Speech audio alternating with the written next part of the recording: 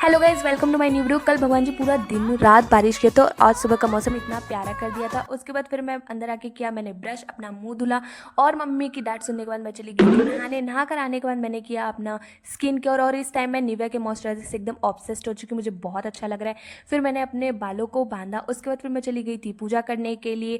फिर कल हम फास्ट थे तो मैं ये इमरती खा के अपना फास्ट खोल रही थी। इसे मैंने कल ठाकुर जी को भोग भी लगाया था शाम के टाइम।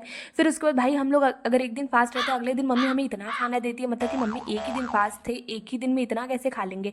उसके बाद फिर मेरे को शाम में भूख लगने लगती तो मैंने कहा चलो यार चाय पराठे बना के मैं खा लूँगी। तो यार मैं आटा गूंद रही थी बट फिर मुझे लगा नहीं यार मेरे को पराठा नहीं खाना है, मैं कुछ और बनाऊँगी। तो फिर मैं यहाँ पे अनियन चॉप्ड करने लगी थी, फिर मैंने टोमेटो चॉप्ड किया था, ग्रीन चिली चॉप्ड किया था और मैं बनाने वाली थी चीला। तो फिर उसके बाद मैंने बेसन ढूंढा ढूंढा बहुत मेहनत से, और ये सारी चीज़ें मैं मम्मी के बिना कर रही थी क्योंकि मेरी मम्मी लिटरली सो रही थी और मेरे पापा भी और मेरा भाई घर में नहीं था।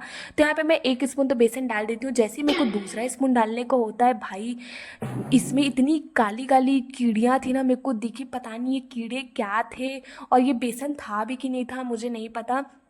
फिर उसके बाद लिटरली ये सारी चीज़ें मेरी वेस्ट हो गई। फिर मैंने इसको पूरा फेंक दिया और ये अभी भी मेरी मम्मी को नहीं पता है। तो फिर जितना भी सबूत था, बर्तन वगैरह मैंने पूरा धुल दिया। उसके बाद फिर जाके सो गई। फिर जब मैं सोकर उठी 1 घंटे बाद तब फिर मैं आके पराठे बना रही थी, तब तक मेरी मम्मी भी आ गई थी बट मेरी मम्मी को पता नहीं चला कि मैंने ये भी कांड किया है।